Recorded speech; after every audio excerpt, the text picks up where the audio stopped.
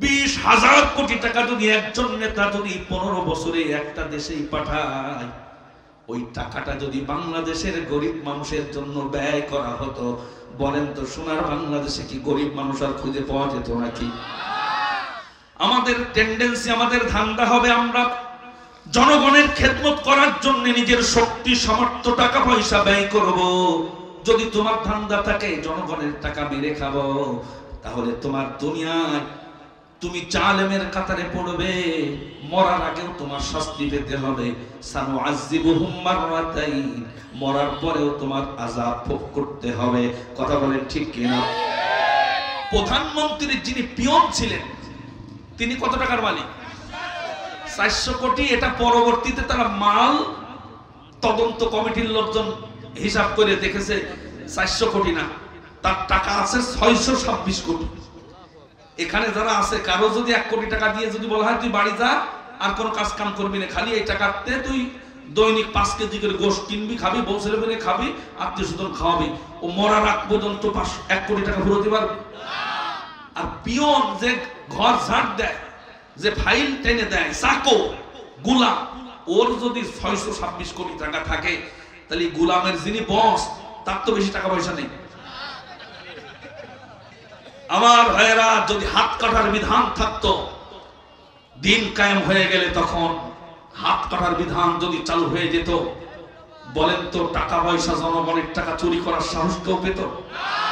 আলহামদুলিল্লাহ নাহমাদুহু ওয়া নাস্তাঈনুহু ওয়া নাস্তাগফিরুহু ওয়া নাউযু বিল্লাহি মিন শুরুরি আনফুসিনা ওয়া মিন সাইয়্যাতি আমালিনা। من يهده الله فلا مضل له ومن يضلله فلا هادي له ونشهد أن لا إله إلا الله وحده لا شريك له ونشهد أن سيدنا ومولانا محمدا عبده ورسوله الذي أرسله بالحق بشيرا ونذيرا وداعيا إلى الله بإذنه وسراجا منيرا. فقد قال الله تبارك وتعالى في كلامه المجيد وفرقانه الحميد: أعوذ بالله من الشيطان الرجيم. بسم الله الرحمن الرحيم. إن الذين قالوا ربنا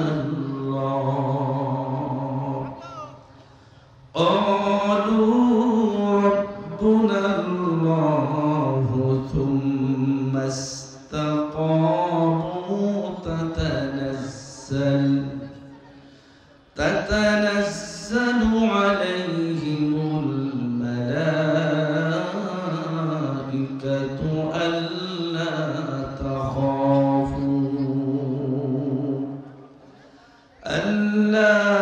تخافوا ولا تحزنوا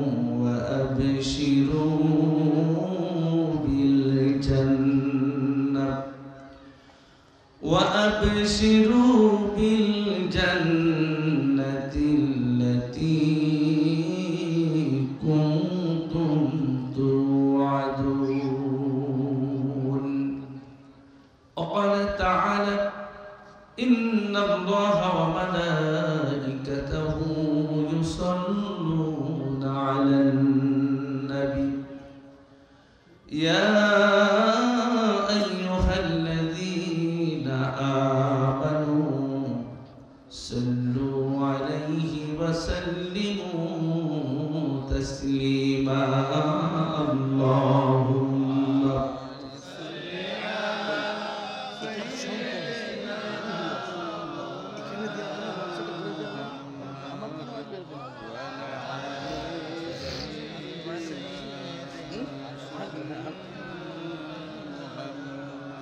মোহাব্বতের সাথে পড়ি আল্লাহুম্মা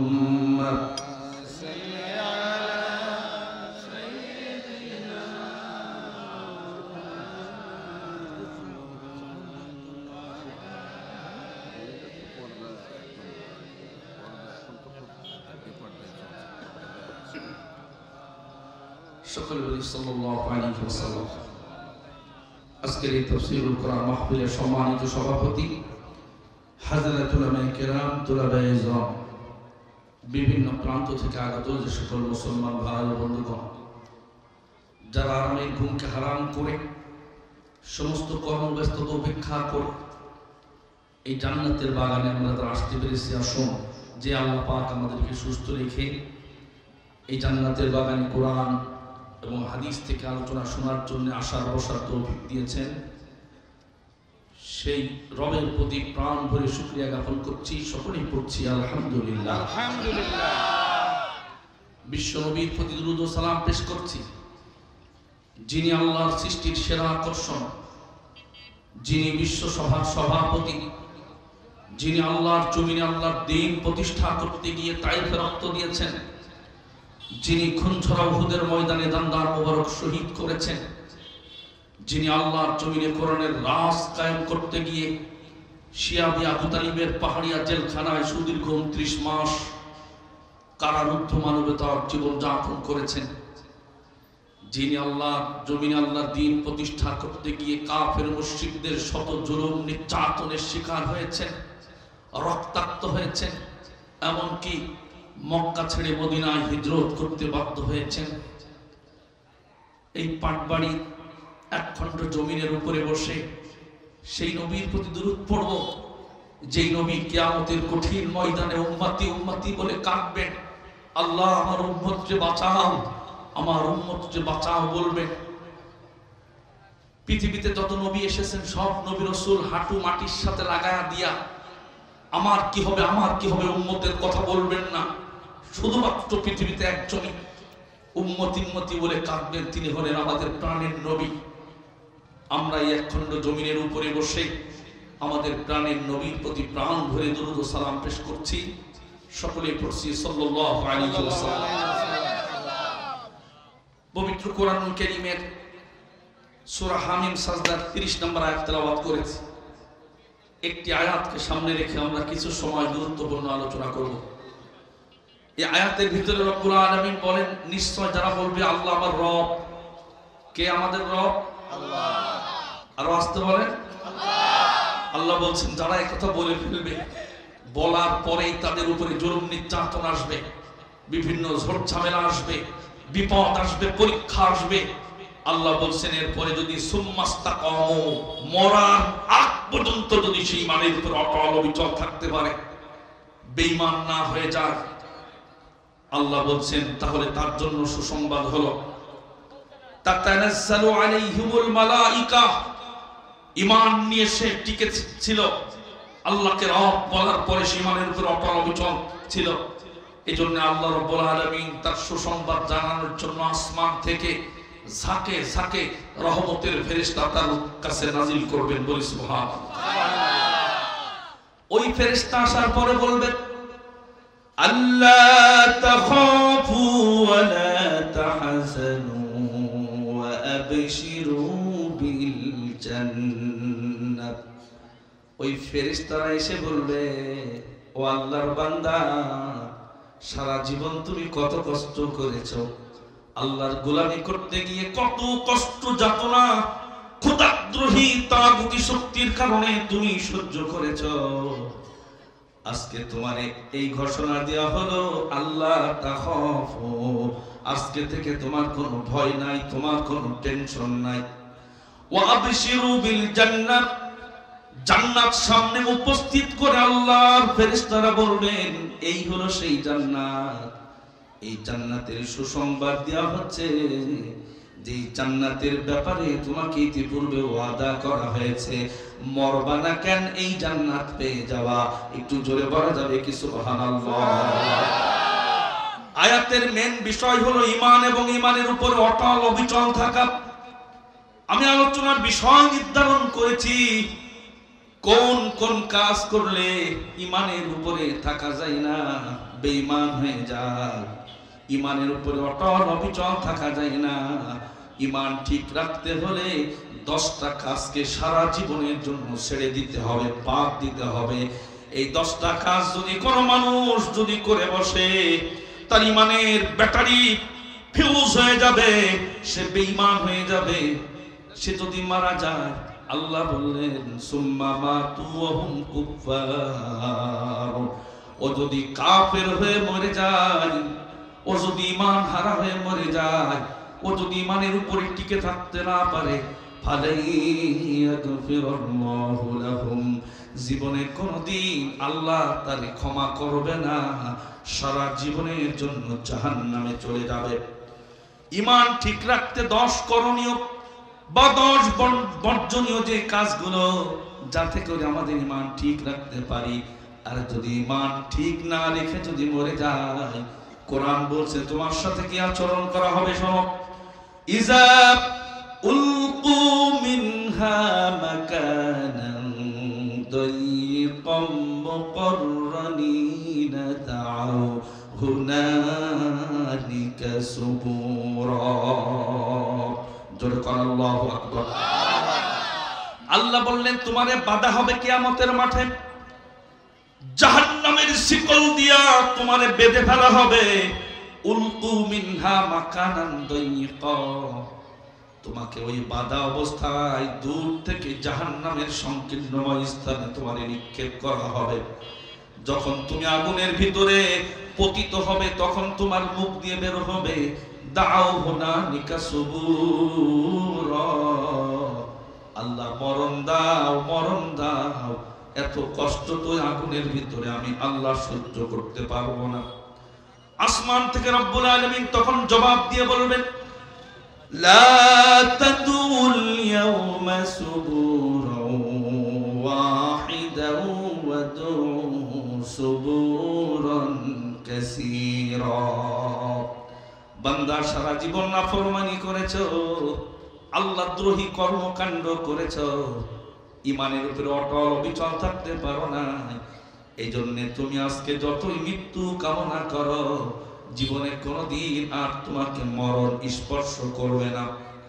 তুমি আজকে লা তাদউল ইয়াউমা সুবুরান ওয়াহিদান, একবার মৃত্যু নয়, কোটি কোটি বার যদি তুমি মৃত্যু কামনা করো, কোনো লাভ হবে না। এমন জায়গায় এসেছো শুধু শাস্তি আর শাস্তি চলবে।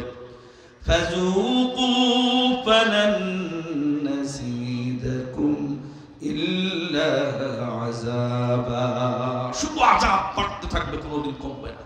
কে বলছেন? আল্লাহ।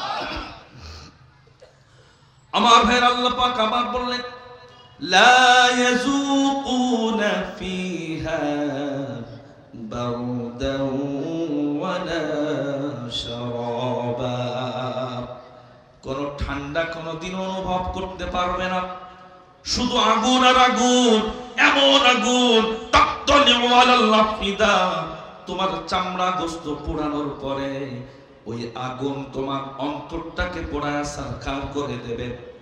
একটা মানুষে যদি ধরে বাইন্ধে যদি ভাটার আগুনের ভিতরে ঢোকায় দেওয়া হয়, চামড়া পোড়ার সাথে সাথে জানটা বের হয়ে যাবে।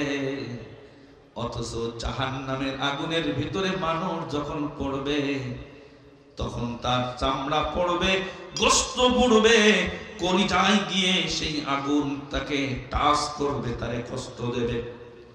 আমার ভাইয়েরা বন্ধুরা, এর জন্য ঈমান নিয়ে মৃত্যুবরণ করার দরকার আছে না নেই? এখন কি কি কারণে মানুষ ঈমান হারা হয়ে যায় বলেন তো? সেই কারণ 10টা কি কি আমাদের জানার দরকার আছে না নাই? 1 নাম্বার, জীবন চলে যেতে পারে, কিন্তু আল্লাহর কোরআনের 6666টা আয়াতের একটা আয়াতের অমান্য করা যাবে না, অস্বীকার করা যাবে না, আল্লাহর সিদ্ধান্তের বিরোধিতা করা যাবে না। বলেন তো, সোনার বাংলাদেশে আল্লাহর আয়াতের সাথে পাল্লা দিয়ে আল্লাহর আয়াত অস্বীকার করা লোক আছে না নেই? আছে।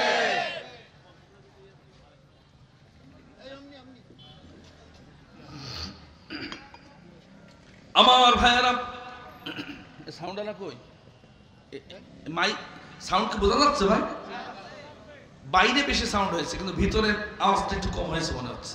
ভিতরে কি আওয়াজ ক্লিয়ার বোঝা যাচ্ছে? আচ্ছা, আমার কানেও কম আসতেছে মনে হচ্ছে। হ্যাঁ, এখানে মঞ্চে কানে আসা দরকার, যাতে করে আমি বুঝতে পারি যে সাউন্ডটা ক্লিয়ার হচ্ছে। আমার ভাইয়েরা, সোনার বাংলাদেশে হাজার হাজার লক্ষ লক্ষ মানুষ, কোটি কোটি মানুষ আল্লাহর আয়াত অস্বীকার করে কাফের হয়েছে বিগত 15 বছরে।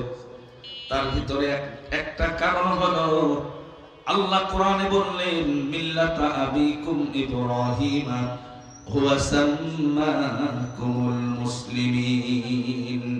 আরশে আজিম থেকে আল্লাহ বললেন, আমি কিয়ামত পর্যন্ত জাতির পিতা বানালাম হযরত ইব্রাহিম আলাইহিস সালামকে। এখন কোন মানুষ যদি বলে জাতির পিতা শেখ মুজিব, বলেন তো আল্লাহর আয়াতের বিরুদ্ধে হয়ে গেল নাকি আল্লাহর আয়াতের পক্ষে হলো? কথা বলেন না কেন? গত বছর এই মঞ্চে আমি আলোচনা করতে গিয়ে 15 মিনিট পর আমাকে মঞ্চ থেকে নামিয়ে দেওয়া হয়েছে। আমি একটা কথা বলেছিলাম যেটা ক্ষুধাদ্রোহী তাগুতি শক্তির কোরআনের আয়াত দিয়ে বলেছিলাম, তারা বরদাস্ত করতে না পারার কারণে আমাকে নামিয়ে দেওয়া হয়েছিল। আজকের এই দিনে পাবনাতে একটা মাহফিল ছিল 3 দিন ব্যাপী। আমাকে ওরা একদিন প্রধান বক্তার দাওয়াত দিয়েছিলেন, আমি দাওয়াত ক্যান্সেল করেছি শুধুমাত্র পাটবাড়ির এই গত বছরের আলোচনা যারা ডিস্টার্ব করেছিল তাদেরকে যাতে কোরআনের আয়াত দিয়ে আমরা কোরআনের ছায়া তলে আনতে পারি। কথা বলেন ঠিক কিনা? আল্লাহ রাব্বুল আলামিন আমাদের দেশটাকে স্বৈরাচার মুক্ত করেছেন, মুক্ত বাতাসে আমরা নিঃশ্বাস নিতে পারছি। এজন্য রব্বুল আলামিনের দরবারে আকাশ বাতাস মুখরিত করে আরেকবার শুকরিয়া আদায় করতে হবে। সকলে পড়ছি আলহামদুলিল্লাহ। আমার ভাইরা, 15টা বছর কি জুলুম আর কি নির্যাতনের শিকার হয়েছে বাংলাদেশের জনপদের মানুষ। যেখানে হেফাজতে ইসলামের মানুষদের যে দাবি ছিল, 1 নাম্বার দাবি ছিল আমার নবীজিকে যারা কটূক্তি করে তাদের বিচার করতে হবে, তাদের বিচারের আওতায় আনতে হবে, তাদের বিরুদ্ধে একটা আইন পাশ করতে হবে যাতে করে আমার নবীজিকে কোনো গালি দিতে না পারে, সাহস না পায়। কারণ রাষ্ট্রের প্রধান যিনি, তার বিরুদ্ধে কথা বললে, কটূক্তি করলে মামলার আইন আছে। শেখ মুজিবুর রহমান, তার বিরুদ্ধে কথা বললে তখন আইন ছিল, তার বিরুদ্ধে ব্যবস্থা নিতে পারবে। হেফাজত ইসলামের যে দাবি ছিল, 1 নাম্বার দাবি ছিল নাস্তিকদের বিচার করতে হবে। বিচার করা তো দূরের কথা, গভীর রাতে তারা তসবিহ নিয়ে, জায়নামাজ নিয়ে নামাজরত ছিল, কেউ জিকিরে রত ছিল, তাদের হাতে কোনো অস্ত্র শস্ত্র ছিল না। গভীর রাতের লাইট বন্ধ করে বুলেট দিয়ে ঝাঁঝরা করে হাজার হাজার তৌহিদি জনতাকে রাজপথে রক্তে রঞ্জিত করে দুনিয়া থেকে বিদায় করে দিয়েছে। কথা বলেন ঠিক কিনা?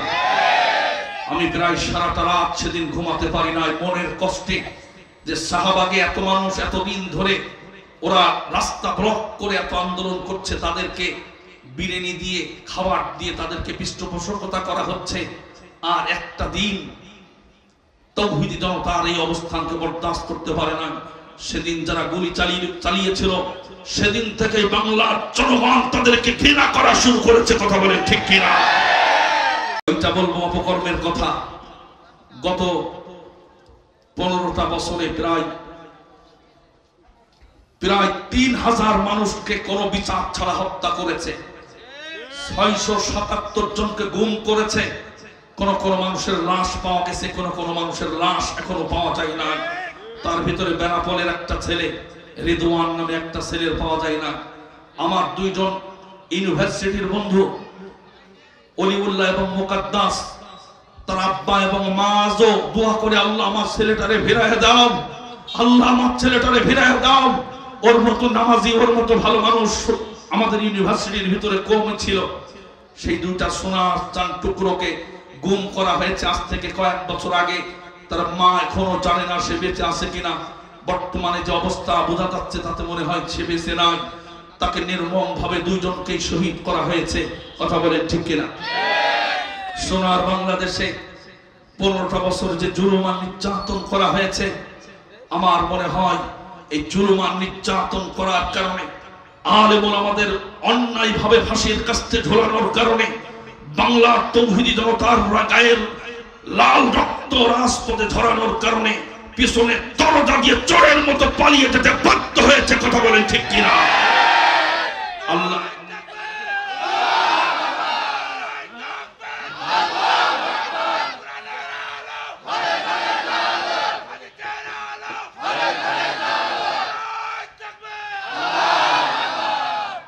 আবু লাহাব নবীজির আপন চাচা ছিল। কি ছিল? আপন চাচা। নবীজির আব্বা নেই, নবীজির চাচার দিকে তাকালে পিতার ভালোবাসা পাবে, মায়া পাবে। পিতাকে চাচাকে দেখলে মনে পড়বে আমার আব্বা বোধ হয় বেঁচে থাকলে এমনই হতো। সেই চাচা নবীজিকে যখনই তাকে দাওয়াত দিলেন কালিমা, আপন চাচা সহ্য করতে পারে না, সঙ্গে সঙ্গে নবীজিকে পাথর মেরে রক্তাক্ত করে মাথা ফাটায় দিয়েছে। নবীজির শরীর থেকে রক্ত ঝরিয়েছে, যেই নবীজির চেহারায় কোনোদিন মশা মাছি বসতে পারে না। আমার ভাইয়ের, আল্লাহ পাক আসমান থেকে বরদাস্ত করেন নাই।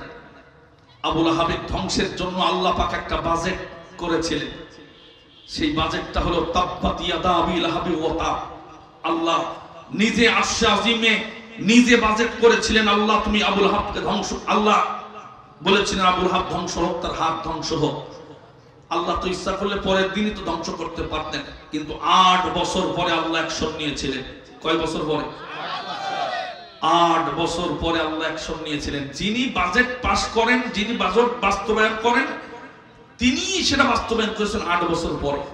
কিন্তু বাংলাদেশের মানুষ অধৈর্য হয়ে গিয়েছিল, এত দোয়া করি আর কবে, আর কত জুলুম নির্যাতনের শিকার হবে। আবু লাহাবের পরিণতি হয়েছিল 8 বছর পরে। শরীরের ভিতরে একটা রোগ হলো, রোগের নাম হলো প্লেগ রোগ। কি রোগ? আপনারা ঘুমাচ্ছেন? প্লেগ রোগ হয়েছিল। প্লেগ রোগ হলো ভিতর থেকে এরকম ফোঁড়া বের হয়, ভিতর থেকে একটা ফোঁড়া বের হয়, বাইরে সেই ফোঁড়াটা বাস্ট হয়, গোশত এবং চামড়া সহ এইভাবে বাস্ট হয়ে যায়। হওয়ার পরে শরীর থেকে দুর্গন্ধ বের হয়, যে দুর্গন্ধ সহ্য করা কষ্ট। প্লেগ রোগের অনেক ধরন আছে, সবচেয়ে মারাত্মক ধরনের প্লেগ রোগে পড়েছিল আবু লাহাব। শরীর থেকে দুর্গন্ধ ছড়ানোর কারণে স্ত্রী তাকে বাড়ি থেকে বের করে দিল। কলিজার টুকরা সন্তান কাছে যেতে পারে না, দুর্গন্ধের কারণে খাবার দেয় না, পানিও দেয় না, সেবা করা তো দূরের কথা। রাস্তার পাশে বসে বসে না খেয়ে না পান করে কষ্টে কাঁপতে কাঁপতে একা একা অসহায় অবস্থায় আবু লাহাবের মরণ হয়ে গেল। আবু লাহাবের দেহ যখন আরো পচে গেল, তখন মশা মাছি বিভিন্ন কীটপতঙ্গ তার গোস্ত খায়, দুর্গন্ধ ছড়ায় পড়ে, আশপাশ দিয়ে মানুষ যেতে পারে না। আবু জেহেল সহ সন্ত্রাসী কিছু জনগণ, কাফের যারা নেতা ছিল, তারা আবু লাহাবের বংশের লোকদেরকে, সন্তানদেরকে ডেকে বললেন, কি কুলাঙ্গার সন্তান তোমরা, বাপটা মরে গেছে, একটু কবর দাও না, আমরা এই পথে যেতে পারি না দুর্গন্ধে। তখন তারা অভিযোগ পেশ করলো যে এত দুর্গন্ধ, কাছে যাওয়া যায় না। তখন আবু লাহাবের সন্তানগুলো একটা গর্ত খুঁজেছিল, বাপের কাছে তো যাওয়া যায় না, গর্তটা খুঁজেছিল বাপ থেকে আরো অনেক দূরে। সেখানে গর্ত খুঁজেছে, নাক ধরে মেথর এনে সেই গর্ত খোঁজার পরে দূর থেকে বাঁশ বা বড় লাঠির সাহায্যে ঠেলা দিয়ে দিয়ে ওই গর্তের ভিতরে কোন রকম ফেলে দিয়ে দূর থেকে, কাছে যেতে পারে না, দূর থেকে পাথর নিক্ষেপ করে তার লাশগুলোকে কবর দিয়েছে পাথর দিয়ে দিয়ে। এই পরিণাম হয়েছিল আবু লাহাবের শুধুমাত্র ইসলামের বিরোধিতা করার কারণে। কথা বলেন ঠিক কিনা? নবীজির মনে আঘাত দেওয়ার কারণে। আমার মনে হচ্ছে শুধু স্বৈরাচারের পতনই নয়, সোনার বাংলাদেশে ইসলামের উপরে আঘাত হানার কারণে, কোরআনের বিরুদ্ধে অবস্থান নেওয়ার কারণে, কোরআনের সাথে তাদের সম্পর্ক, তাদেরকে বাড়ি ছাড়া করার কারণে, আল্লাহর নবীজির উত্তরসূরি উলামা যারা ওয়ারিস আল্লাহর নবী, তাদের সাথে খারাপ আচরণ করার কারণে এদের পরিণতি আজ হোক কাল হোক আবু লাহাবের মতো হবে, কেউ ঠেকাতে পারবে না। কথা বলেন ঠিক কিনা? এখন দাদা বাবুদের দেশ থেকে ষড়যন্ত্র করছে আমার রাষ্ট্র নিয়ে, কিন্তু বাংলাদেশের মানুষ প্রতিবাদ করতে শিখে গেছে। কথা বলেন ঠিক কিনা? সোনার বাংলাদেশের মানুষ ৭১ সালে রক্ত দিয়েছে, বাংলাদেশের মানুষ ৫২তে রক্ত দিয়েছে, বাংলাদেশের তৌহিদি জনতা ২৪ সালে রক্ত দিয়েছে, প্রয়োজনে আবার রাজপথে রক্ত দেবে। কোন তাগুতি শক্তির কাছে বাংলাদেশের 1 ইঞ্চি জমিন ছেড়ে দেওয়া হবে না, হবে না। কথা বলেন ঠিক কিনা? আমার দাবির সাথে একমত কারা কারা দুহাত তুলে দেখা।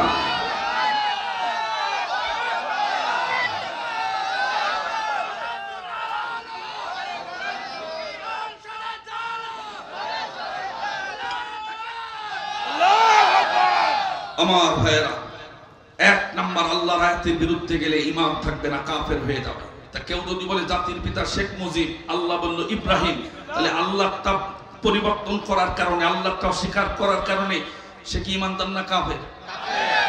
কিন্তু 15টা বছরে কত মানুষ, মুসলমান হুজুর মানুষও দেখেছি এটা উচ্চারণ করেছে মুখ দিয়ে, একটা চাকরির জন্য, কিছু মালপানি খাওয়ার জন্য। একটা অনেক নেতা গোতা আছে যারা আল্লাহর আয়াতের বিরুদ্ধে যায়, যা কাফের হয় হব, তবে কিছু মালপানি কামানো দরকার। ওই আপনার বেনাপোলে বর্ডারে যে মাল কামায়, ওই জায়গার নাম কি জানো? চেকপোস্টের মাল কামাবো, এই জন্য বিভিন্ন ধান্দার কারণে ইমান যা হয় হোক, মরার কাজ সে পরে হবে, কাফের হয়ে হব, চিন্তা নেই। কিন্তু এই ধান্দা করে আল্লাহর আয়াতের বিরুদ্ধে বাংলাদেশের অসংখ্য মানুষ অবস্থান নিয়েছে। কথা বলেন ঠিক কিনা? কোরআনের আয়াতের বিরুদ্ধে অবস্থান নিলে ওর নামাজ, রোজা, হজ, যাকাত, জিকির, আজকার সব বাতিল হয়ে যাবে। আমার ভাইয়েরা, আল্লাহর কোরআনের আয়াত যদি কেউ অস্বীকার করে, ওয়াল্লাযীনা কাফারু ওয়া কাযাবু বিআয়াতিনা উলাইকা আসহাবুল জাহিম। জোরে বলেন আল্লাহু আকবার। আল্লাহ বললেন যারা কুফরি করবে, কাফের হয়ে যাবে, আল্লাহর আয়াতকে মিথ্যা প্রতিপন্ন করবে, আল্লাহ বললেন তাদের দ্বারা উলাইকা আসহাবুল জাহিম, ওরা জাহান্নামের অধিবাসী হবে। এজন্য জীবন চলে যাবে। আল্লাহ যেটা সিদ্ধান্ত নিয়েছেন, আল্লাহর আয়াতের বিরুদ্ধে যাওয়া যাবে না। কিছুদিন আগে বাংলাদেশের একজন নেতা বলেছে এই কোরআনের ভিতরেও ভুল আছে। বলেন তো কোরআনের ভিতরে কি ভুল আছে নাকি? কেউ যদি বলে কোরআনের ভিতরে ভুল আছে, সঙ্গে সঙ্গে লোকটা কাফের হয়ে যাবে। কিন্তু যে দরবেশ বাবা এই ঘোষণা দিয়েছিল একটা মঞ্চে উঠে, বাংলাদেশের স্বৈরাচারের কোন দোসর, কোন নেতা কর্মী বলে না কোরআনের প্রথমেই তো আছে, কোরআনে ভুল নাই, এমনকি কোরআনে সন্দেহে করা কোনো অবকাশ নাই, এ কথা বলে নাই। বরঞ্চ মনে করেছে এত বড় দাড়ি আর এত বড় টুপি আর এই রকম হুজুর মানুষ তো মিথ্যা বলতে পারে না। এজন্য প্রতিবাদ না করে চুপ থাকার কারণে, এই আয়াতের বিরুদ্ধে অবস্থান নেওয়ার কারণে কাফের হয়ে যাবে। কথা বলেন ঠিক কিনা? দরবেশ বাবার ঈমান তো নেই, তা বোঝা গেছে। আরো বোঝা গেছে যখন দাড়ি চাইছে, দাড়ি কাইটে মাথার টুপি খুলে, পাঞ্জাবি খুলে, একখান ছিঁড়া ছোট গেঞ্জি পরে উনি হিজরত করার জন্য ট্রলারে উঠেছিলেন। তাহলে উনার দাড়িতে কাটা দেখে বোঝা যাচ্ছে উনি কি আল্লাহর জন্য দাড়ি রেখেছে। ওর সাথে যে একা দরবেশ বাবা 57,000 কোটি টাকা ও ব্যাংক থেকে লুট করেছে। জোরে কম সুবহানাল্লাহ। 57,000 কোটি টাকা দিয়ে বাংলাদেশের 24টা পদ্মা সেতু বানানো সম্ভব ছিল। কয়টা? কথা বলছেন না কেন? 24টা পদ্মা সেতু বানানো সম্ভব ছিল এবং 14টা মেট্রো রেল তৈরি করা যেত 57,000 কোটি টাকা দিয়ে। ওই টাকাগুলো সে একা লুটপাট করেছে। এই টাকা তো ওর বাপের টাকা, তাই তো নাকি? সোনার বাংলাদেশে এই যে আমি যেগুলো কারণে বলছি কাফের হয়ে যায়, তার একটা কারণ হলো দিন কায়েম যারা করবে না তারা কাফের হয়ে যাবে। আল্লাহর জমিনে আল্লাহ দিন কায়েমের পক্ষে যারা কথা বলবে না, দিন কায়েম যারা দিন কায়েমের বিপক্ষে অবস্থান করবে তারা কাফের হয়ে যাবে। সোনার বাংলাদেশে যদি দিন কায়েম হয়ে যেত তাহলে এই সালমান এফ রহমানদের জন্ম হতো না। কথা বলেন ঠিক কিনা? জনগণের টাকা আত্মসাৎ করে এইভাবে বাইরে পাচার করতো না। কথা বলেন ঠিক কিনা? আমার ভাইয়ের এই জন্য আল্লাহর আয়াতের বিরুদ্ধে যাওয়া যাবে না। কিছুদিন আগে সোনার বাংলাদেশে একজন মানুষ বলেছে, তিনি ওই যে মন্ত্রীর সাথে তিনি আর একজন মন্ত্রী পালাচ্ছিলেন, তিনি একটা দুর্গা পূজার অনুষ্ঠানে গিয়া বলতেছে তোমরা যখন তোমাদের দুর্গার কাছে প্রার্থনা করবা তখন আমাদের নামটা একটু দুর্গার কাছে বইল। ওই লোকটার চরিত্র হলো একজন বিচারক তিনি নিয়োগ দিয়েছেন, 15 লক্ষ টাকা দিয়ে একজন বিচারক জজ নিয়োগ দিয়েছেন। নিজের দলের লোকের কাছ থেকেই 15 লাখ টাকা নিয়ে যদি নিয়োগ দেয় তাহলে ওই জজ কি ন্যায় বিচার করবে না অবিচার করবে? আমার ভাইয়েরা, এই জন্য কোরআনের আয়াতের বিরুদ্ধে যাওয়া যাবে না। 2 নাম্বার, কোরআনের আলোচনা শুনলে চেহারা যদি কালো হয়ে যায়, কোরআন বলছে ওর ঈমান নিয়ে থাকতে পারবে না, ও কাফের হয়ে যাবে। কোরআনের আলোচনা শুনলে চেহারা কালো হয় এমন লোক আছে না নেই?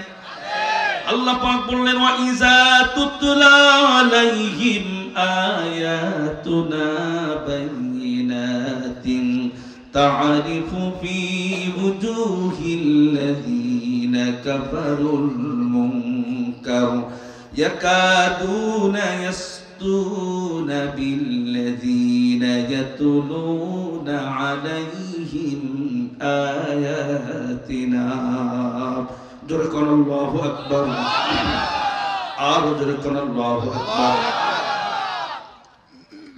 আল্লাহ বললেন সূরা হজের 72 নম্বর আয়াতে, যারা কাফের তাদের সামনে যখন কোরআনের তাফসীর করা হয়, কোরআনের তেলাওয়াত করা হয়, কোরআনের আলোচনা করা হয়, তারিফু হে নবী আপনি দেখবেন।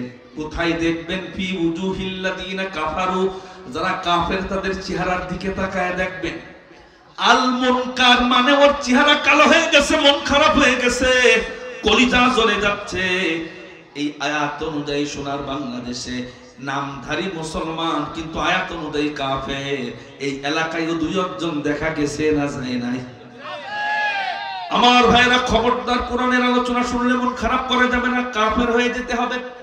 ইমানদার যদি ঈমান থাকে তাহলে আলোচনা শোনার পরে তাদের ঈমান আরো বাড়তে থাকবে। কে বলছেন?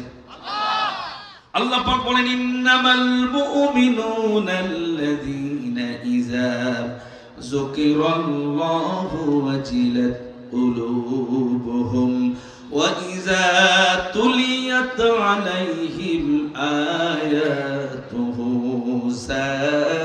যাদাতুহুম ঈমানা ওয়া আলা রাব্বিহিম ইয়াতাওয়াক্কালুন। চলে বলেন আল্লাহু আকবার। আল্লাহ বললেন, যারা ঈমানদার তাদের সামনে যখন তেলাওয়াত শুরু হয়ে যায়, আল্লাহর কোরআনের তাফসীর শুরু হয়ে যায়, তাদের অন্তরের ভিতরে, তাদের দেহের ভিতরে যে ঈমান আছে, ওই ঈমান আস্তে আস্তে বাড়তে থাকে। একটু জোরে বলা যাবে কি সুবহানাল্লাহ? আমার ভাইরা, 3 নাম্বার যে কারণে ঈমান নিয়ে কবরে যাওয়া যাবে না, ঈমানের উপরে অটল অবিচল থাকা যাবে না, সেটা হলো কোরআনের মাহফিলে যদি কেউ বাধা দেয়, কোরআনের মাহফিল যদি বন্ধ করার ষড়যন্ত্র করে, কোরআনের মাহফিল যদি কেউ বন্ধ করে দেয়, কোরআন বলছে এটা হলো কাফেরের কাজ, সে আর মুসলমান থাকবে না, কাফের হয়ে যাবে। বলেন তো, সোনার বাংলাদেশে 15 বছরে মাহফিল বন্ধ হয়েছে না হয় নাই? এই আমি গত 2 বছর আগে স্টেশন মাহফিল করলাম, আলোচনা করলাম, জুলুম নির্যাতনের উপর একটা আলোচনা করেছিলাম। সেখানে এক পর্যায়ে বলেছিলাম, একটা মানুষ দিনমজুর, এই যে আপনাদের বাহাদুরপুর ইউনিয়নে বাড়ি, কোন অপরাধ করে না, শুধুমাত্র দিনমজুর, দিন আনে দিন খায়। ছেলেটাকে ধরে নিয়ে গেল, এই বেনাপোল কোর্ট থানার একজন পুলিশ অফিসার তারে ধরে নিয়ে গেল। তার অপরাধ হলো আসামির বাপের সাথে ওর বাপের নামের মিল থাকার কারণে তারে ধরে নিয়ে গেল। ওই সময় এমন একটা অবস্থা ছিল, যারাই ধরবেন মাল কামানো যেত। কথা কোন ঠিক কিনা? যারে ধরবেন মোটামুটি কিছু মাল পাবে, এই আশা তাদের ছিল। লোকটারে ধরে নিয়ে গেছে, বডি টডি ভালো, উঁচু লম্বা দেখেছে, মনে করেছে এর কাছে মাল পাওয়া যাবে, কিন্তু লোকটা হলো দিনমজুর। ছেলেটা জেলখানায়, যখন যশোর জেলখানায় চালান দিয়ে দিল, বারবার বলেছিল, স্যার আমি এই অপরাধ করি না। কে শোনে কার কথা? তাকে ধরে নিয়ে গেল যশোর জেলখানায়। তিনি 6 মাস কাটিয়েছেন। তার বাড়িতে ছোট ছোট বাচ্চা আছে। যশোর জেলখানায় ছিলেন, তার বাড়িতে তার বৃদ্ধা মা আছে, তার বাড়িতে স্ত্রী আছে। সে যদি ইনকাম করে বাড়িতে বাজার হয়, তা না হলে বাড়িতে বাজার হয় না। এমন মানুষকে 6 মাস জেলখানায় রাখা হলো। ঢাকা থেকে একজন অফিসার আসলেন তাকে দেখার জন্য, ওই জেলখানা পরিদর্শন করার জন্য আসলেন। উনি ওই জেলারের কাছে খুলে সব বললেন, মনের কথা, যে আমার সন্তানেরা এতদিন বেঁচে আছে না মরে গেছে আমি খবরও নিতে পারি না, কারণ আমি একমাত্র পরিবারের উপার্জনক্ষম, আমি ছাড়া কেউ উপার্জন করার কেউ নেই। আসামির বাপের সাথে আমার বাপের নামের মিল থাকায় আমারে ধরে এনেছে। জেলার সাহেবের অন্তরে মায়া লাগলো। তিনি একটা তদন্ত কমিটি করলেন। তৎক্ষণাৎ তদন্ত করে দেখলেন আসলেই ওই ছেলেটা দিনমজুর, কোনো অপরাধ করে নাই, তার বিরুদ্ধে কোনো মামলা নেই। তখন যিনি যেই অফিসার বেনাপোল থেকে ধরেছিলেন তাকে নিয়ে যাওয়া হলো, তাকে তলব করলেন, তাকে জিজ্ঞাসা করলেন এই লোকটার তো কোনো দোষ নেই, আপনি কেন ধরলেন? তখন বললেন সরি স্যার, ভুল হয়ে গেছে। সঙ্গে সঙ্গে ওই অফিসার আসামিকে ছেড়ে দিলেন। আর এই অফিসার শুধুমাত্র সরি বলার কারণে তারও 7 খুন মাফ হয়ে গেল। তাকেও বললেন ঠিক আছে, এরকম যেন না হয় বলে তারে ছেড়ে দিলেন। এটা পত্রিকাতে এসেছিল, ইন্টারনেটেও খবরটা এসেছিল। আমি পড়ার পরে আমি সহ্য করতে পারি নাই, আমার হৃদয়ে রক্তক্ষরণ হয়েছে। সেই লোকটা সরি বলে মাফ পেতে পারে, এই ঘটনাটাই আমি বলেছিলাম স্টেশনের সেই মাহফিলে। সেদিন বলেছিলাম তুমি সরি বলে মাফ পেতে পারো, কিন্তু 6টা মাস যে মানুষকে তার মায়ের ঘুম কেড়ে নিয়েছ, তুমি তাকে জেলখানায় আবদ্ধ করেছো, তার মা একটা রাত ঘুমাতে পারে নাই সন্তানের কথা মনে করে করে। তার ছোট্ট ছোট্ট বাচ্চাদেরকে তুমি পিতার যত্ন থেকে, আদর ভালোবাসা থেকে 6 মাস বঞ্চিত করেছো। স্ত্রীকে আদর ভালোবাসা থেকে বঞ্চিত করেছো।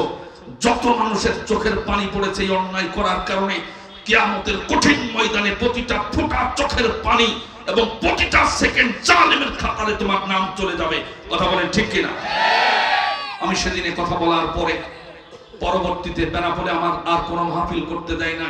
পরবর্তীতে আমি জানতে পারলাম যে অফিসার তাকে ধরে নিয়ে গিয়েছিলেন, যার বিরুদ্ধে আমি বলেছি আমি কোনো রাষ্ট্রবিরোধী বক্তব্য দেই কিনা এটা পরীক্ষা করার জন্য সাধারণ পোশাকে ওই অফিসার ওই মাহফিলে ছিলেন। আমি কোনো রাষ্ট্রবিরোধী বক্তব্য দেই কিনা। পরবর্তীতে দেখা যায় রাষ্ট্রবিরোধী কোনো বক্তব্য হয়নি, ওর বিরোধী বক্তব্য হয়ে গেছে। তখন উনি ওনার বসকে গিয়ে বললেন যে এই হুজুরে আর মাহফিল করতে দেওয়া হবে না। ওই সিজনে আমি আর কোনো মাহফিল বেনাপোলে করতে পারি না।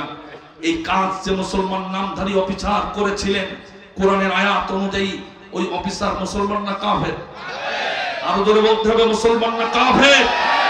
আল্লাহ বলতেছেন সূরা হামিম 26 নম্বর আয়াত, قال الذين كفروا لا تسمعوا لهذا القرآن والغوا فيه لعلكم تغلبون. قال الله أكبر. قل اللهم صل على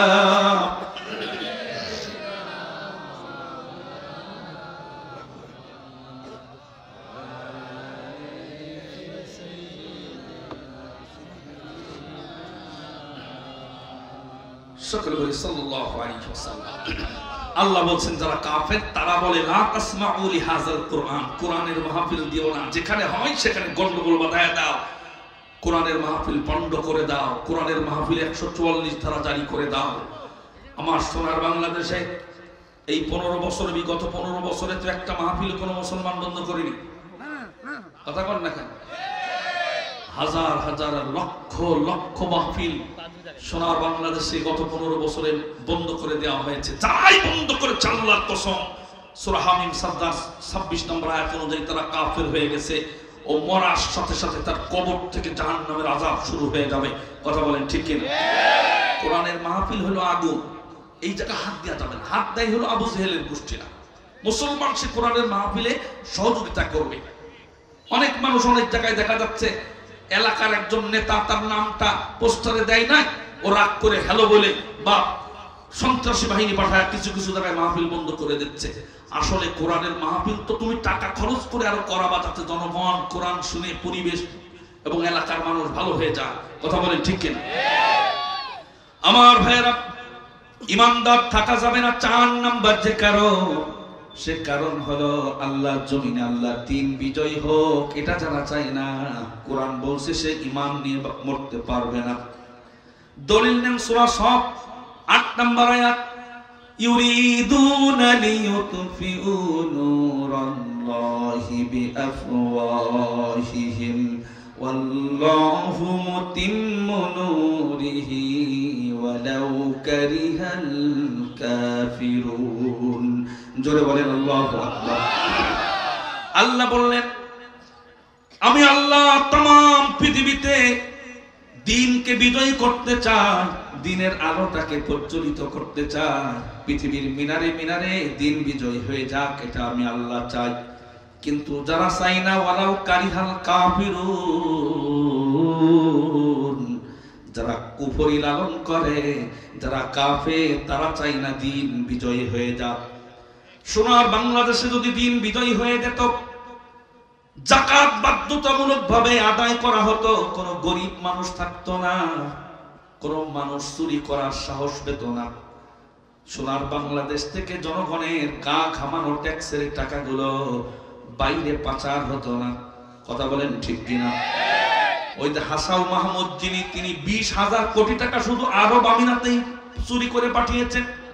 20,000 কোটি টাকা যদি একজন নেতা যদি 15 বছরে একটা দেশেই পাঠায়, ওই টাকাটা যদি বাংলাদেশের গরিব মানুষের জন্য ব্যয় করা হতো, বলেন তো সোনার বাংলাদেশে কি গরিব মানুষ আর খুঁজে পাওয়া যেত নাকি? আমাদের টেন্ডেন্সি, আমাদের ধান্দা হবে আমরা জনগণের খেদমত করার জন্য নিজের শক্তি সামর্থ্য টাকা পয়সা ব্যয় করব। যদি তোমার ধান্দা থাকে জনগণের টাকা মেরে খাবো, তাহলে তোমার দুনিয়ায় তুমি জালেমের কাতারে পড়বে, মরার আগেও তোমার শাস্তি পেতে হবে।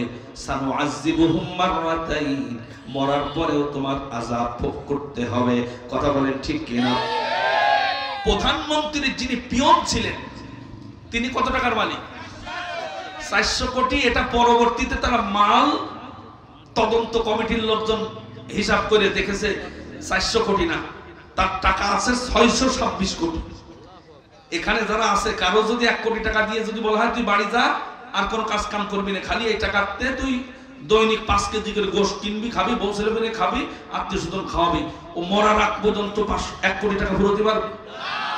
আর পিয়ন যে ঘর ঝাড় দেয়, যে ফাইল টেনে দেয়, চাকো গোলাম, ওর যদি 626 কোটি টাকা থাকে, তাহলে গোলামের যিনি বস, তার তো বেশি টাকা পয়সা নেই। আমার ভাইয়েরা, যদি হাত কাটার বিধান থাকতো, দিন কায়েম হয়ে গেলে তখন হাত কাটার বিধান যদি চালু হয়ে যেত, বলেন তো টাকা পয়সা, জনগণের টাকা চুরি করার সাহস কেউ পেত? হযরত ওমর যখন প্রেসিডেন্ট ছিলেন, দিন কায়েম হয়ে গেছে, কোরআন দিয়ে রাষ্ট্র পরিচালিত হয়। হযরত ওমর রাদিয়াল্লাহু তাআলা আনহু জুমার দিনে জনগণের সামনে বক্তব্য দিচ্ছেন, হঠাৎ করে লক্ষ্য করে দেখা গেল একজন জনগণ, একজন নাগরিক, একজন মুসল্লি সামনে থেকে দাঁড়ায় পড়লেন। বললেন, ও প্রেসিডেন্ট সাহেব, তোমার গায়ে যে নতুন জামা দেখা যায়, এই জামা তো নতুন জামা। যে কাপড়ের জামা দেখতেছি, তুমি তো কাপড় নাগরিকদের ভিতরে বন্টন করে দিয়েছো। আমারে যে কাপড় দিয়েছো, সেই কাপড় দিয়ে তো আমার কোনো ভালো মতো বড় একটা জামা তৈরি হয় নাই। অথচ তুমি প্রেসিডেন্ট হওয়ার কারণে নিজে তুমি ওই কাপড় আত্মসাৎ করে নিজের জন্য বেশি করে নিয়ে একটা নতুন জামা বানায়ছো, পা পর্যন্ত জুব্বা হয়ে গেছে। কিন্তু আমরা নাগরিকরা যতটুকু কাপড় পেয়েছি, একজনের তো পরিপূর্ণ একটা জুব্বা হয় নাই। কারো হাঁটু পর্যন্ত হয়, কারো নাভির নিচ পর্যন্ত হয়, তোমার তো একটা ঠিকঠাক মতো জুব্বা হয়েছে। তুমি কি জনগণের এই কাপড় আত্মসাৎ করে জুব্বা বানিয়েছো নাকি? সঙ্গে সঙ্গে ওমর জবাব দেবেন কিনা, সামনে বসা ছিল হযরত ওমর রাদিয়াল্লাহু তাআলা আনহু কলিজার টুকরা সন্তান আব্দুল্লাহ ইবনে ওমর। বাপের নিয়ে যদি কেউ বদনাম করে, ছেলে তো তখন বসে থাকে না, রক্ত গরম হয়ে গেছে। ওমর যখন তখন তো মাথা গরম করা যায় না। মদিনার যত মুসলমান আছে, সব মুসলমানগুলো মসজিদের ভিতরে, তিনি অপমানিত হচ্ছেন, কিন্তু কোনো কথা বলার আগে হযরত ওমরের কলিজার টুকরা সন্তান দাঁড়িয়ে বললেন, আমার বাপ সম্পর্কে খবরদার মারিং কাটিং এর অভিযোগ পেশ করবা না, তার বিরুদ্ধে কোনো মামলা দেবা না। আমার আব্বা 2 বছর ধরে রাষ্ট্র চালাচ্ছে, এই 2 বছর একটা জামা গায়ে দিয়ে তিনি বিভিন্ন জায়গা যান, মিশরে যান, ইয়েমেনে যান, ইরাকে যান, বাগদাদে যান, রাষ্ট্রীয় সফর করতে যান, কিন্তু আমার আব্বার জামাটা যেখানে ছিঁড়ে যায়, আমার আব্বার অন্য কোন জামা না থাকার কারণে আমার মা সেই জায়গা সেলাই করে দেয়। আবার আরেকটা জায়গায় যখন ছিঁড়ে যায়, মা পটি লাগায় দেয়।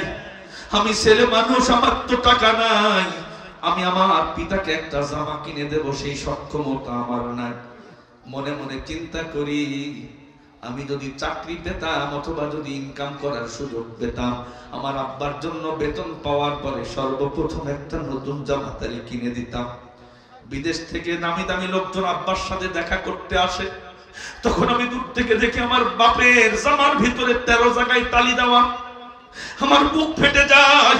প্রেসিডেন্ট সাহেবের জামা ছিঁড়ে গেছে, যা বেতন পায় তা দিয়ে তো সংসারই ঠিকঠাক মতো চলে না, জামা কিনবে কি করে? কিন্তু নাগরিকদের জন্য যে কাপড় কিনা হলো, সব নাগরিকদেরকে বন্টন করা হয়েছে। হযরত ওমরের ছেলে বললেন, তুমি যতটুকু কাপড় পেয়েছো ভাই, আমার আব্বা নাগরিক হিসেবে ফিতা দিয়ে মেপে ততটুকু পরিমাণ কাপড় আমার আব্বারে দেওয়া হয়েছে। আমিও তো রাষ্ট্রের একজন নাগরিক, আমিও ততটুকু পরিমাণ কাপড় পেয়েছি, তুমি ততটুকু পেয়েছো। রাষ্ট্রের সব নাগরিককে ওই পরিমাণ কাপড় দেওয়া হয়েছে যে পরিমাণ কাপড় তুমি নিজে পেয়েছো। আমি মনে করলাম আমার জামা পরে লাগবে, আমার কাপড়টা আমি আমার আব্বাকে গিফট করলাম, উপহার দিলাম। বললাম, আব্বা আমি জামা লাগবে না, আপনি বিভিন্ন জায়গায় রাষ্ট্রীয় সফর করেন, আপনি আমার জামার কাপড়টা নিয়ে আপনার কাপড়ের সাথে জোড়া তালি দিয়ে একটা নতুন জামা পরে আগামীকাল জুমার নামাজ আপনি পড়াতে যাবেন। আজকে আমার আব্বা নতুন জামা পরে নামাজ পড়াচ্ছে, আমি ওমরের ছেলে আব্দুল্লাহ তাকিয়ে তাকিয়ে আনন্দ উপভোগ করছে, আর তুমি মাঝখান থেকে বাপের বিরুদ্ধে দুর্নীতির অভিযোগ পেশ করলে। আমার আব্বার ওই জামাটা তিনি দুর্নীতি করেন নাই, আমার জামা গিফট করার কারণে এটা হয়েছে। হযরত ওমর রাদিয়াল্লাহু তাআলা লক্ষ্য করে দেখলেন, যিনি অভিযোগ পেশ করেছেন তিনি বসে পড়লেন। হযরত ওমর বললেন, তুমি দাঁড়িয়ে যাও, কোনো ভয় নাই, তুমি দাঁড়িয়ে যাও। এবার জিজ্ঞাসা করলেন, আমি যদি তোমার প্রশ্নের যথাযথ জবাব আমার ছেলে দিয়ে দিয়েছে, আমি যদি জবাব ঠিকঠাক মতো দিতে না পারতাম, তাহলে আমার সাথে তুমি কেমন ব্যবহার করতে?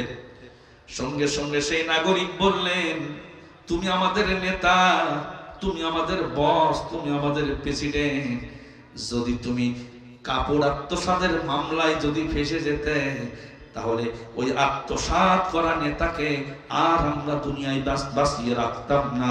আমার কাছে যে তরবারি আছে, ওই তরবারি দিয়ে তোমার মাথা কেটে 2 ভাগ করে আলাদা করে দিতাম। একটু জোরে বলা তবে কি আল্লাহু আকবার। এই হলো নেতা, এই হলো চেয়ারম্যানের চরিত্র, এই হবে মেম্বারের চরিত্র, এই হবে এমপির চরিত্র, এই হবে প্রেসিডেন্টের চরিত্র, এই হবে এমপি মন্ত্রীর চরিত্র। নেতা হতে হলে নিজেরা শুধু খরচ করবে জনগণের জন্য, মাল কামিয়ে নিজে বড় লোক হবে, জন্য তো নেতা হওয়ার কথা বলা হয় নাই। কথা কোন ঠিক কিনা? আমি প্রায় বলি, হযরত ওমর যখন প্রেসিডেন্ট ছিলেন 10 বছর, কয় বছর? 50 লক্ষ বর্গ কিলোমিটারের প্রেসিডেন্ট। তিনি নাগরিকদের দুঃখ দুর্দশা দেখে চলতেন। হঠাৎ করে তিনি রাষ্ট্রের কাজগুলো করার পরে সন্ধ্যাবেলা বাড়ির পরিবারের লোকদের জন্য তিনি একটা কলসে করে তিনি পানি আনলেন দূর থেকে।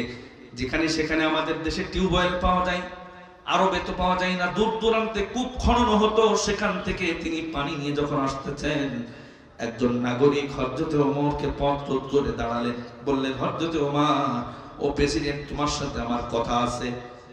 ওমর ক্লান্ত শ্রান্ত, সারাদিন নাগরিকদের দুঃখ দুর্দশা দেখেছেন, এই পানি নিয়ে বাড়িতে গিয়ে খাবার খাবেন, কিন্তু পথে যখন নাগরিক দাঁড়ায় গেল, প্রেসিডেন্ট বললেন, আমার কাজ আমি পরে করব, আগে তুমি নাগরিক, তোমার দুঃখ দেখার দায়িত্ব, তোমার কথা শোনার দায়িত্ব আগে, আমার নিজের কাজ পরে করব।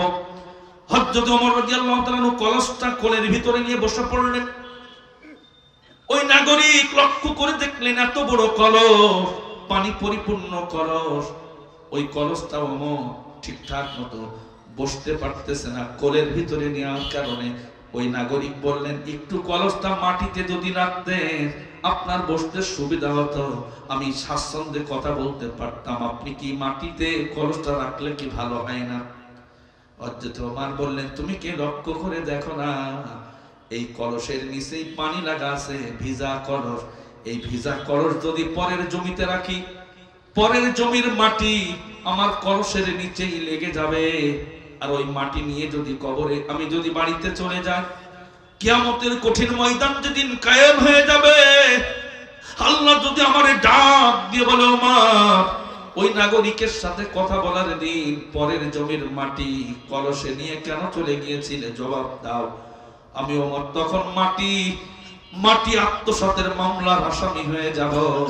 এজন্য কষ্ট হয় আমি কোলের ভিতরে নিয়ে বসেছি, তুমি যতক্ষণ পারো কথা বলো। একটু জোরে বলা যাবে কি সুবহানাল্লাহ। এই হলো নেতা চরিত্র। 15 বছর আমরা যে নেতাগুলো পেয়েছিলাম ওই নেতাগুলো তো ওমরের মতো এরকম ছিল না, এরকম ছিল না। আমার ভাইয়েরা, যিনি শিক্ষামন্ত্রী ছিলেন, মানুষকে শিক্ষা দেবেন, এক একটা ইউনিভার্সিটিতে তিনি ভিসি নিয়োগ দিয়েছেন 2 কোটি টাকা ঘুষ নিয়ে। সুবহানাল্লাহ। একজন ভিসি যদি 2 কোটি টাকা ঘুষ দিয়ে যদি ভিসি হয়, ও ভিসি হওয়ার পরে শুধু জিকির করবে, 1 টাকাও দুর্নীতি করবে না। নিজের জমি বেচে জনগণের খেদমতের জন্য, ছাত্রদের খেদমতের জন্য ভিসি হয়ে থাকবে, তাই তো নাকি? ও আগে 2 কোটি টাকা তুলবে, তারপরে যতবারে মাল কামানোর চিন্তা করবে। কথা বলেন ঠিক কিনা?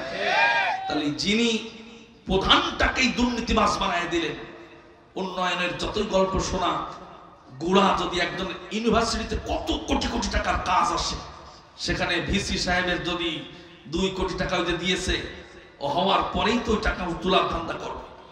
স্বরাষ্ট্রমন্ত্রী যিনি আসাদুজ্জামান খান কামাল, দিন কায়েম হয়ে গেলে এরকম মাল আর পাওয়া যাবে না পৃথিবীতে, খুঁজেও বাটি চালান দিয়ে খুঁজে পাওয়া যাবে না। তিনি দৈনিক কারওয়ান বাজার থেকে তার চাঁদার টাকা আসতো বস্তায় করে 1.5 কোটি টাকা। একদিনে যদি 1.5 কোটি টাকা কেউ চাঁদা পায়, তাহলে তার 1 সপ্তাহে কত, মাসে কত, 15 বছরে কত, 5,000 টাকা তো হবেই নাকি? ওই লোক এত টাকা, শুধু এক জায়গা চাঁদার টাকা এত, এর পরেও উনি সারা বাংলাদেশে এসআই নিয়োগ দেওয়ার সময় একজন এসআই থেকে তদন্ত কমিটির প্রতিবেদন আমি বলতেছি, উনি একটা এসআই নিয়োগ দিয়েছেন, নিজের দলের লোক হতে হবে এবং টাকা গুনতে হবে, মিষ্টি খাওয়ার জন্য চা খরচ তাকে 35 লাখ টাকা দিতে হবে।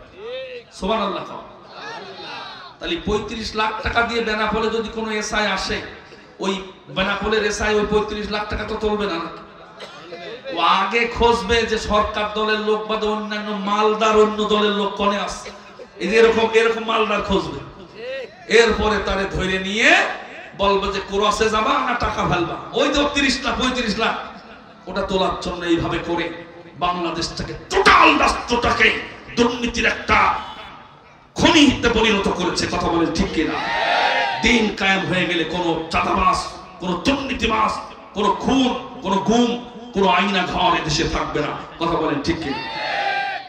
চাঁদাবাজ, বিভিন্ন সন্ত্রাসীরা বিভিন্ন ভাবে, ওদের কোনো দল নেই। সন্ত্রাসীদের কোনো দল আছে? চাঁদাবাজি যারা করে তাদের কি কোনো দল আছে? এই চাঁদাবাজ যারা, তারা বিভিন্ন সন্ত্রাসী, ওরা আগেও চাঁদাবাজি করতো, এখন ওরা লোগোলা চেঞ্জ করে ওরা আবার চাঁদাবাজি করে অন্যান্য মানুষের বদনাম পোড়াতে চাচ্ছে। এই চাঁদাবাজের ব্যাপারে কোরআনে কোনো আয়াত আছে না নেই? সূরা মাইদা 33 নম্বর আয়াত আল্লাহ নাযিল করেছেন, সেখানে চাঁদাবাজ কি করে থামাতে হয় আল্লাহ সেটা কোরআনে বলে দিয়েছেন। সুবহানাল্লাহ। অথচ বাংলাদেশের একজন গন্ড মূর্খ, কোরআন হাদিসের কোনো জ্ঞান নেই, সে জাহেল লোকটা বলেছে বাংলাদেশ তো গরিব রাষ্ট্র, এদেশে বেকার বেশি, অতএব এদেশ থেকে চাঁদাবাজি বন্ধ করা সম্ভব নয়। এই চাঁদাবাজি এখনো চলছে, ভবিষ্যতেও চলবে। সুবহানাল্লাহ। তাহলে কেউ কোনো, আমি যদি বলি যে চাঁদাবাজি চলবে, তাহলে এলাকায় যাদের চাঁদাবাজি করার নিয়ত আছে ওরা কি বন্ধ করে দেবে না 180 মাইল বিকিতে চালাবে? আমার মনে হয়েছে ওই মাল কিছু ভাগ পায়, তার মানে এমন বক্তব্য দেবে কেন? এই কোরআনের ভিতরে আল্লাহ পাক একটা আয়াত নাযিল করেছেন, নবীজিকে থ্যাংক ইউ জানায়, সূরা মাইদা 33 নম্বর আয়াত। আমি কি আয়াতটা বলবো? আপনারা কেউ কষ্ট পাবেন না তো? আল্লাহর আয়াত শোনার পরে যদি কারোর মন খারাপ হয়, কোরআনে সূরা মুহাম্মদের 8 নম্বর আর 9 নম্বর আয়াত আল্লাহ বলছে ওর আমল বাতিল হবে, ওর হজ, উমরা, নামাজ, জিকির সব নষ্ট হয়ে যাবে, আর ও কাফের হয়ে যাবে। কে বলছেন? আমার ভাইয়েরা, আল্লাহর নবী, বিশ্ব নবী জনাবে মুহাম্মদুর রাসূলুল্লাহ সাল্লাল্লাহু আলাইহি ওয়াসাল্লামের কাছে 6 জন মানুষ উরাইনা গোত্র থেকে মুসলমান হয়ে তার কাছে আসলেন। কয়জন? 6 জন আসলেন নবীজির কাছে। আল্লাহ নবীজি তাকে কালিমা পড়ায় দিলেন তাদেরকে, কিন্তু তারা যে এলাকা থেকে এসেছে ওই এলাকার আবহাওয়া তাদের শুট হয় না। ওই নতুন জায়গায় নতুন আবহাওয়া তাদের ঠান্ডা লেগে যায়, বিভিন্ন রকমারি যক্ষা হয়, বিভিন্ন রকমারি রোগ ব্যাধি হয়ে যায়। নবীজির কাছে বললেন, ইয়া রাসূলুল্লাহ, ইয়া হাবিবাল্লাহ, আপনি একটু আরোগ্য পাওয়ার জন্য দোয়া করে দেন আর পরামর্শ দেন আমরা কি চিকিৎসা নিতে পারি, আমরা তো এই নতুন আবহাওয়ায় শুট করতে পারছি না। আল্লাহ নবীজি উরাইনা গোত্রের 6 জনকে বললেন, আমার রাস্তার সদাকার উট আছে ওই মদিনার পাশের একটা গ্রামে, ওখানে একটা রাখালের আয়ত্তে ওই উটগুলো, উটের খামার আছে, তোমরা সেই জায়গা চলে যাও। ওই জায়গার আবহাওয়া পরিবর্তিত, মদিনার মতো আবহাওয়া না, ওখানে চলে যাও। ওখানে গিয়ে উটের দুধ দহন করে পান করবে, উটের পেশাব তোমরা পান করবে। আমি বিশ্ব নবী দোয়া করছি তোমাদের রোগ আল্লাহ পাক মুক্ত করে দেবেন। জোরে কোন সুবহানাল্লাহ। অনেক বড় হাদিস, সংক্ষেপে বলি, ওই উরাইনা গোত্রের 6 জন চলে গেল সেই এলাকায়। ওখানে যাওয়ার পর নবীজি যে নিয়োগপ্রাপ্ত যেই রাখাল আছে তার আন্ডারে যেই সদাকার উট আছে, যাকাতের উট আছে, যেই খামার আছে, ওখান থেকে উটের দুধ খাওয়া শুরু করে, উটের পেশাব খাওয়া শুরু করে। কিছুদিন পর 6 জন লোক যারা তারা মুসলমান, ওদের রোগ ভালো হয়ে গেল। যখনই বিপদ মুক্ত হয়ে গেল, শয়তান তাদেরকে ধোঁকা দেওয়া শুরু করলো। এখানে তো নবীজির কোনো মানুষ নাই ওই রাখাল ছাড়া। ওই 6 জন পরামর্শ করলো, মিটিং ডাকলো, যে রাখালরে যদি কোন রকম ঝেড়ে দেওয়া যায়, যত উট আছে সব উটের মালিক হয়ে যাওয়া যাবে। তখন একজন পরামর্শ করছে, উট এই রাখালকে কি করে মারা যায়, নবীজির নিয়োগপ্রাপ্ত রাখালকে কি করে মারা যায়। একজন পরামর্শ দিলেন, ওই যে বস্তা সেলাই করা যে বাঁশসুই আছে, কি কয় বাঁশসুই নাকি, হ্যাঁ হুলসুই, আমরা বাঁশসুই বলি আমরা। ওই বাঁশসুই গরম করে ওর চোখ ফুটো করে মাথার পিছন পর্যন্ত যদি ঢুকাই দেওয়া যায়, ও মাল মরে যাবে। ঠিক ওরা পরামর্শ করে নবীজির নিয়োগ প্রাপ্ত আল্লাহ নবীজি উপকার করার জন্য পাঠালেন। আর ওরা নিরীহ নিরপরাধ নবীজির কর্মচারী রাখালটাকে বাঁশসুই গরম করে লাল করে চোখের ভিতরে ঢুকায় দিয়ে 2 চোখ নষ্ট করে ওর দুনিয়া থেকে বিদায় করে দিয়ে উটগুলো নিয়ে বগল বাজাতে বাজাতে চলে যাচ্ছে। নবীজির কাছে গুরুত্বপূর্ণ তথ্যগুলো যিনি জানিয়ে দিতেন তিনি কে? আল্লাহ নবী। আল্লাহ নবীকে আল্লাহ পাক জানাই দিলেন যে ওরকম ঘটনা ঘটছে। নবীজি তাড়াতাড়ি করে কিছু চালাক এবং খুব সাহসী সাহাবীদেরকে পাঠিয়ে দিলেন যে ওই মালগুলো ধরে আনো। দ্রুতগামী ঘোড়া চড়ে তাদেরকে ধরে আনা হলো। এবার আল্লাহ নবীজি 6 জনকে দাঁড় করালেন। আল্লাহ নবীজি বললেন, এরা হলো চাঁদাবাজ, এরা হলো ডাকাত, এরা যাতে জীবনে কোনোদিন চাঁদাবাজি না করতে পারে, এরা যাতে কোনোদিন ডাকাতি করতে না পারে, এজন্য জনগণের সামনে এদের একটা হাত কেটে দাও আর একটা পা কেটে দাও। যেই হাত কাটবা তার বিপরীত দিকের পা কাটবা। বাম হাত যদি কাটো ডান পা কাটবা, ডান হাত যদি কাটো বাম পা কেটে নিবা। আল্লাহ নবীজির নির্দেশ অনুযায়ী কেটে দেওয়া হলো। এবার সাহাবারা স্মরণ করায় দিলেন, আপনার রাখালকে তো বাঁশসুই গরম করে তাদের চোখের ভিতরে ঢুকায় দেওয়া হয়েছে। আল্লাহ নবীজি কিসাস আদায় করতে বললেন, কিসাস আদায় করা হলো। এবার রোদের ভিতরে তাদেরকে শোয়ায় রাখা হলো। রোদের তাপের কারণে হাত নাই, পা নাই, চক্ষু দুটো নষ্ট করে দেওয়া হয়েছে। সূর্যের তাপের কারণে থটফট থটফট করতে করতে তাদের প্রাণ বায়ু বের হয়ে সবাই মারা গেল। আল্লাহ পাক নবীজির এই কর্মকাণ্ডে খুশি হয়ে চাঁদাবাজি এবং ডাকাতি বন্ধ করার জন্য সূরা মায়দার 33 নম্বর আয়াত নাযিল করে কিয়ামত পর্যন্ত নবীজিকে থ্যাংক ইউ জানায় এই আয়াতটা কোরআনে ঢুকায় দিলেন, যাতে করে আয়াত যদি কেউ অ্যাপ্লাই করতে পারে, কোন দেশের সংসদে যদি এই আয়াত যদি চালু করে দেয়, ওই দেশে আর একজন চাঁদাবাজ থাকবে না। এজন্য আল্লাহ পাক আয়াত নাযিল করলেন নবীজিকে ধন্যবাদ জানায়। ইন্নামা জাযাউল লাযীনা ইউহারিবুনাল্লাহা ওয়া রাসূলাহু ويسعون في الأرض فسادا أن يقتلوا أو يصلبوا أو تقطع أيديهم وأرجلهم من خلاف أو ينفوا من الأرض. جركن الله أكبر আর জোরে কোন আল্লাহু আকবার। দুই হাত টান টান সোজা করেন, টান টান সোজা করে কোন আল্লাহু আকবার। আর জোরে কোন আল্লাহু আকবার। আল্লাহ পাক বললেন যদি কেউ ডাকাতি করে, কেউ যদি ছিনতাই করে, কেউ যদি চাঁদাবাজি করে, চাঁদাবাজি করার সময় যার থেকে চাঁদাবাজি করবে, যার থেকে ডাকাতি করবে, তারে যদি মেরে দেয়, ওই ডাকাতকে ওই চাঁদাবাজকে তোমরাও হত্যা করো। আর যদি ডাকাতি করার জন্য ডাকাতিও করলো, যার কাছ থেকে ডাকাতি করলো, চাঁদাবাজি করলো, তারে যদি মারে, ডাকাতিও যদি করে, তাহলে তারে শুলে চড়ায়া জনগণের সামনে ঝোলায়া রাখো তার লাশটা, যাতে মানুষ দেখে ভয় পায়। চাঁদাবাজির কোনো ঠাঁই সে দেশে না। আর যদি শুধুমাত্র চাঁদাবাজি করে, ডাকাতি করে, লোকটারে শুধু কয়েকটা মার দিয়ে তারে হত্যা না করে যদি চাঁদাবাজি করে, তাহলে তারা ডান হাত কেটে দাও, বাম পা কেটে দাও। আর যদি চাঁদাবাজি করতে না পারে, ভয় দেখায়, বলে যে আগামী সোমবারে চাঁদা নিতে আসবো, এর মাঝে ওর বস ফোন দিয়েছে ওখানে গেলি তো ঠ্যাং কেটে নেবো, এজন্য চাঁদাবাজি করতে পারে নাই। তবে ভয় সৃষ্টি করেছে, মানুষের মনে আতঙ্ক সৃষ্টি করেছে।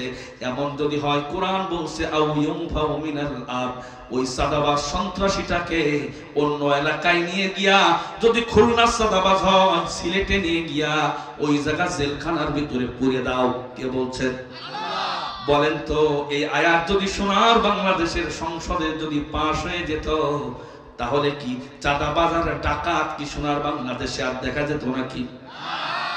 আমার ভাইয়েরা, অধিকাংশ মানুষ আল্লাহর আয়াত অপছন্দ করে। যদি সোনার বাংলাদেশের মানুষগুলো যদি আল্লাহর আয়াতকে পছন্দ করত, ওরা যদি এই আয়াতটাকে সংসদে বিল আকারে উত্থাপন করে যদি পাশ করত, বাংলাদেশে কোনো ডাকাত এবং চাঁদাবাজি খুঁজে পাওয়া যেত না। দিন যদি কায়েম হয়ে যায়, কোনো মানুষ সুদি কারবারি করার কোনো সাহস পাবে না। গরিব মানুষগুলো যাকাতের টাকা পাওয়ার কারণে তারা ধনী হয়ে যাবে। ওরা পরবর্তী বছর যাকাত দিতে পারবে। কোনো স্বজন প্রীতি থাকবে না, কোনো বেনামাজি থাকবে না, কোনো গায়েবী মামলা থাকবে না। বলেন তো, 15 বছরে গায়েবী মামলা, অজ্ঞাতনামা মামলা এরকম ছিল কি ছিল না? আমার এলাকার এক হুজুররে ধরে নিয়ে বলছে যে তোর বিরুদ্ধে মামলা, তুই খুলনায় গাড়ি পুড়াইছিস। বলছে আল্লাহর কসম জীবনে খুলনায় যায়নি। বলছে ওখানে অজ্ঞাতনামা আছে, তোর খালি নিয়ে যে ওই জায়গায় ফর্ম টর্ম ঠিক আছে, খালি ঢুকিয়ে দিতে হবে। কোরআনে গায়েবী মামলা, অজ্ঞাত মামলা দিলে তার শাস্তি কি হবে, এ কথা কোরআনে আছে না নেই? এদিকে তাকান, কোরআনে কথা আছে না নেই? কোরআনে আছে, কেউ যদি গায়েবী মামলা দেয়, কেউ যদি অজ্ঞাতনামা মামলা দেয়, কেউ যদি মিথ্যা মামলা দেয়, কেউ যদি মিথ্যা সাক্ষী দেয়, কেউ যদি মিথ্যা মামলা দেয়, কোরআন বলছে তারে জনগণের সামনে পাছার পারে পিটাতে হবে 80টা বেতের বাড়ি। কয়টা?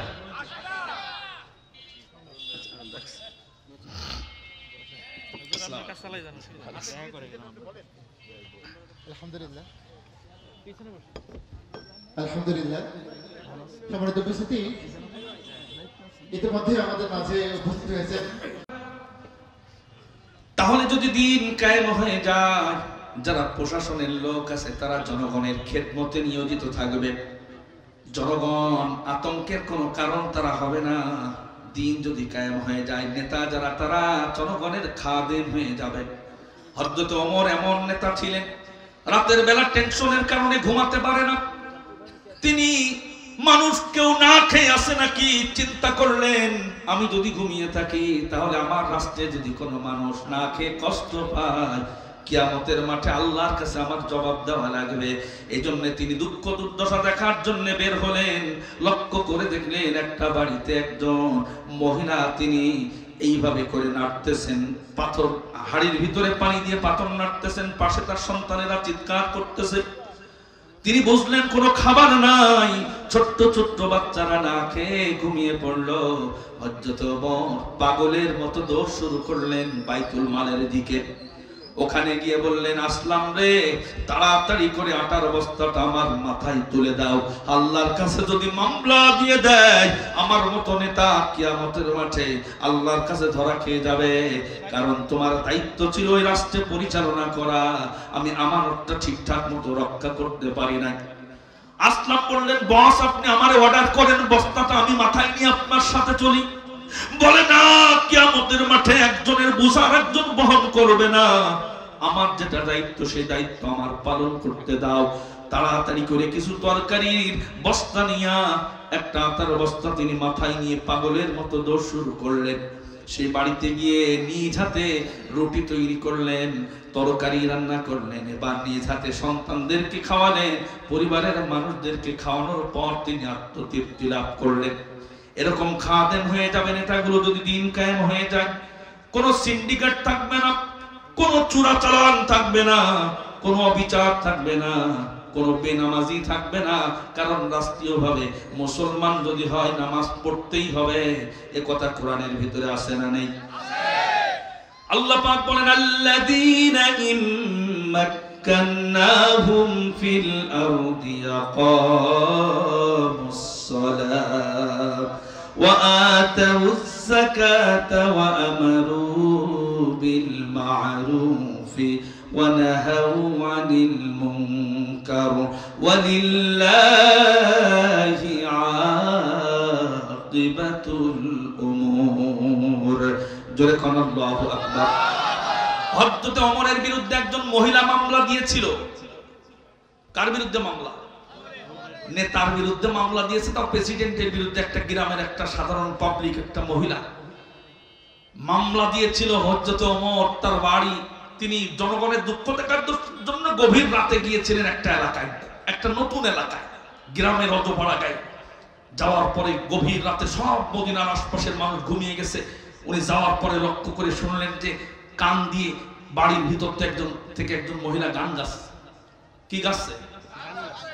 হযরত ওমরের জামানায় তার রাস্তায় কোনো গান গাওয়ার সাহস কারো নাই, চুরি করার সাহস নাই, ডাকাতি করার সাহস নাই, অন্যায় করার কোনো সাহস নাই, জেনা ব্যভিচার নাই, শান্তি আর শান্তি, কোরআন দিয়ে রাষ্ট্র পরিচালনা করার কারণে যখনই শুনেছেন গান বাজছে তার রাস্তায়, তার রক্ত গরম হয়ে গেছে। রাগের চোটে পিছনের দরজা দিয়ে প্রাচীর টপকা পিছনের দরজা ভেঙে ভিতরে প্রবেশ করে দেখলেন একটা মহিলা গান গাচ্ছে।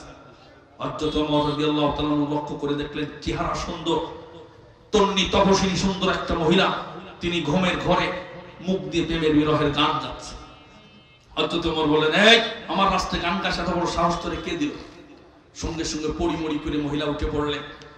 হযরত ওমরের ডান পাশে ছিল চাবুক, চাবুক বের করে বললেন, চাবুক পিটা থেকে তোরে কেউ বাঁচাতে পারবে না, আমার রাস্তায় তুই গান গাছ এত বড় সাহস তোরে কে দিল? মহিলা অকপটে বলে দিলেন, গান গাওয়া যে হারাম আপনাকে কে বলেছে?